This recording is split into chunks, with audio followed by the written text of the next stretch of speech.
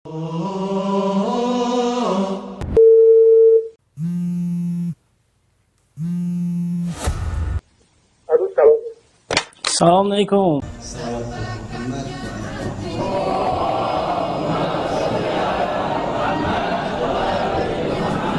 Mengingat tidak lama lagi insya Allah kita akan memasuki bulan suci Ramadan, dan mengenai puasa dalam bahasa Arabnya as-saum. As-saum yang berarti menahan, al-imsak, menahan diri dari suatu perbuatan ataupun ucapan, baik dengan iradah, dengan keinginan, maupun tidak dengan keinginan. Baik perbuatan itu datangnya dari manusia atau bukan selain manusia, yang jelas as-saum yang berarti al-imsak, menahan dari suatu perbuatan, itu secara mutlak menahan dari apapun yang diinginkan atau tidak diinginkan. Di dalam Al-Quran makna tadi yaitu imsak disebutkan di dalam surat Maryam ayat 26. Allah Subhanahu wa taala berkata kepada Sayyidah Maryam, "Faquli inni nadartu lirrahman sauman falan ukallimal yaum insiya." Kira-kira demikian dalam ayat itu. Sayyidah Maryam berjumpa siapapun, dia akan mengatakan telah melakukan puasa dalam arti menahan dari berbicara, bahwa dia tidak akan berbicara kepada siapapun karena dia sudah bernadar, inni nadartu lirrahman, bahwa saya sudah bernadar kepada Allah Subhanahu wa taala. Nadar berupa saum, menahan diri. Falan ukallima, maka aku tidak akan berbicara al-yaum, hari ini, kepada seorang, kepada siapapun. Jadi di dalam Al-Quran pun menggunakan kata saum ini mutlak, secara mutlak, yaitu imsak, menahan diri dari suatu perbuatan yang diinginkan, baik dengan ikhtiarnya maupun tidak dengan ikhtiarnya. Itu secara mutlak maknanya. Lalu sampai kepada syariat, kepada ajaran agama, menjadi makna saum itu menjadi khusus, ada kait-kait, ada perkara-perkara yang mengkhususkan makna saum itu tadi. Dalam sejarah, sebagaimana di dalam surat Al-Baqarah ayat 183 kalau tidak salah, kita ya ayyuhalladzina amanu, wahai orang-orang yang beriman, kutiba alaikumussyam, bahwa telah diwajibkan, telah ditetapkan kepada kalian yaitu puasa, kama kutiba alal ladzina min qablikum, sebagaimana kaum terdahulu sebelum kalian itu telah diwajibkan berpuasa, la'allakum tattaqun, sebagai tujuan daripada puasa itu agar manusia, hamba Allah, takut, bertakwa kepada Allah Subhanahu wa taala. Itu salah satu hasil dari melaksanakan puasa, menahan diri. Jadi puasa ini tidak hanya di dalam agama Islam saja, tetapi ada di dalam agama-agama sebelumnya, ada di dalam agama Yahudi, bahwa di dalam Yahudi pun ada ajaran berpuasa yang disebut dengan puasa Yaumul Ghufran, yaitu hari pengampunan, atau Yaumut Takfir, atau hari penghapusan dosa-dosa, yakni at-takfir minul khataya. Mereka melaksanakan puasa hari itu. Di dalam Nasrani pun juga ada ajaran berpuasa. Mereka mengadakan puasa itu dan diyakini bahwa hari itu dalam rangka mengingat qiyamatul Masih bainal amwat, yaitu bahwa Nabi Nabi Isa Al-Masih itu nanti akan bangkit di antara orang-orang mati. Mengingat itu, mereka melakukan puasa selama 40 hari.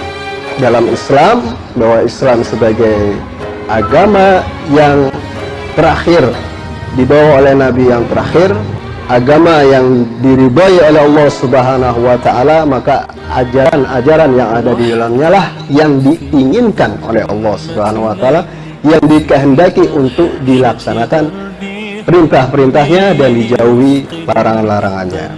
Itu sekilas tentang sejarah puasa, bahwa sebelum Islam ajaran puasa ini pun berlaku dan diwajibkan.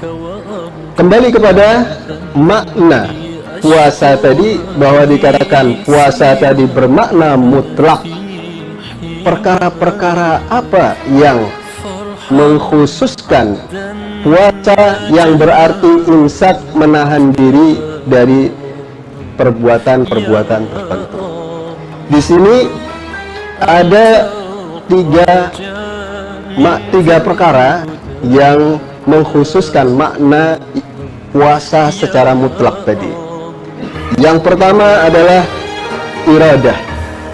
Iradah di sini yang saya baca, yang memunculkan ide iradah dalam definisinya tentang puasa ini adalah Syarif Al-Murtada, memberikan definisi bahwa puasa itu as-shaum, yakni tautinun nafs, menetapkan diri untuk menahan diri dari melakukan hal-hal yang membatalkan puasa. Nah, iradah di dalam definisi ini ada unsur sama dengan kesengajaan. Jadi kalau orang dengan iradahnya dia menahan dari hal-hal yang membatalkan puasa, itu ada keinginan di dalamnya, berarti ada kesengajaan di dalamnya. Kalau tidak ada keinginan, tidak ada iradah, berarti tidak ada unsur kesengajaan. Seperti orang tidur atau orang lagi lupa atau lalai, dia berbuat sesuatu yang sudah dia tetapkan diri untuk ditahan agar tidak dilakukan, tetapi dia melakukannya. Namun karena di luar iradahnya, maka ini tidak bisa membatalkan puasa tadi. Iradah yang ada di dalam definisi as-shaum ini menjadikan definisi atau pengertian shaum menjadi khusus. Itu yang pertama, ada unsur iradah. Kemudian Syekh Tusi membuat rincian di dalam definisi tadi, bahwa puasa itu menahan dari apa-apa yang membatalkan puasa, yaitu ada unsur iradah di dalamnya. Syekh Tusi memberikan perincian bahwa puasa itu adalah imsakun maksus, yaitu menahan diri secara khusus. Ada batasan sehingga kita memahaminya, misalnya bahwa puasa itu menahan dari makan, dari minum, dari berhubungan suami istri. Itu adalah batasan-batasan yang membuat kita tidak akan melakukannya ketika kita sudah berkeinginan untuk melaksanakan puasa. Jadi imsak maksus yang disampaikan oleh Syekh Tusi ini menahan diri dari hal-hal yang membatalkan. Kemudian Syekh Tusi menambahkan ala wajhin maksus, yaitu dengan sengaja. Dengan sengaja ya ada unsur iradahnya juga, yaitu bahwa dia saja menahan diri dari perbuatan-perbuatan tertentu. Lalu soal waktu, ala zamanin atau fi zamanin maksus. Jadi tadi ada menahan diri secara khusus, ada juga ada unsur kesengajaannya. Juga yang ketiga ini mengenai waktu, bahwa puasa itu kapan? Puasa itu mulai dari tulu'il fajar, dari terbitnya fajar sampai waktu maghrib. Lalu yang terakhir yang disampaikan oleh Syekh Tusi adalah mimman huwa ala sifatin makhsusah, yaitu bagi orang-orang yang memiliki sifat-sifat khusus, yakni memenuhi persyaratan dia melaksanakan puasa itu, yaitu mukallaf. Sebagaimana kita ketahui bahwa mukallaf itu adalah seorang yang memenuhi syarat taklif, yang memenuhi syarat untuk melaksanakan perintah dan menjauhi larangan Allah Subhanahu wa Ta'ala, yaitu balik, akil, kemudian mampu. Terlaksanalah puasa tadi yang sebagaimana definisi Syekh Tusi tadi. Jadi perkara iradah atau unsur iradah yang masuk dalam makna mutlak menjadi khusus.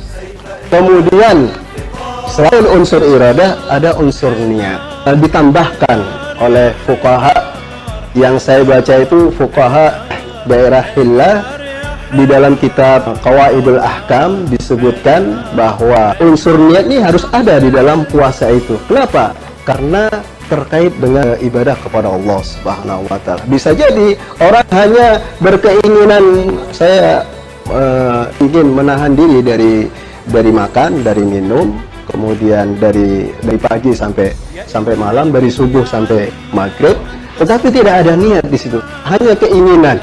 Ya, mana unsur ibadahnya di situ? Tidak ada. Ketika ada niat, maka ada unsur ibadah. Niat itu adalah ingin melaksanakan perintah Allah Subhanahu wa Ta'ala, taqarruban ilallah Ta'ala. Jadi mendekatkan diri kepada Allah Subhanahu wa Ta'ala. Itulah niat, sehingga puasa yang dia lakukan itu ada unsur ibadahnya. Ini unsur kedua, yaitu unsur niat. Yang ketiga, ini adalah unsur waktu. Ditambahkan lagi definisi ini oleh Syekh Tusi, harus ada unsur waktunya. Kenapa? Mencegah orang melakukan puasa, bisa jadi belum waktunya dia sudah membatalkan puasa, juga sudah waktunya dia harus membatalkan puasa, tapi dia tidak membatalkan puasa. Kalau dia niatkan puasa itu sampai tengah malam, dia tidak berbuka, dia niatkan di situ, itu ada dalam pembahasan tentang hukum puasa haram yang saya baca, bahwa orang niat ketika sudah maghrib dia tidak berbuka, lalu dia niatkan saya nanti berbukanya ketika lewat tengah malam atau lewat sahur. Tengah malam berarti sahur, lewat sahur. Nah, ini tidak dibolehkan, ini adalah larangan, dilarang oleh dalam Islam. Karena itu harus ada unsur waktu yang membatasi puasa itu dari terbitnya fajar sampai waktu maghrib. Nah, 3 unsur tadi yang saya sampaikan, yaitu unsur iradah, itu yang pertama, yang kedua unsur niat, yang ketiga unsur waktu. Itulah semua ini masuk dalam definisi puasa, sehingga puasa pengertiannya di dalam Islam menjadi khusus, yaitu imsak, menahan diri dari muftirat, hal-hal yang membatalkan puasa, min tulu'il fajar ilal maghrib, dari terbitnya fajar sampai maghrib.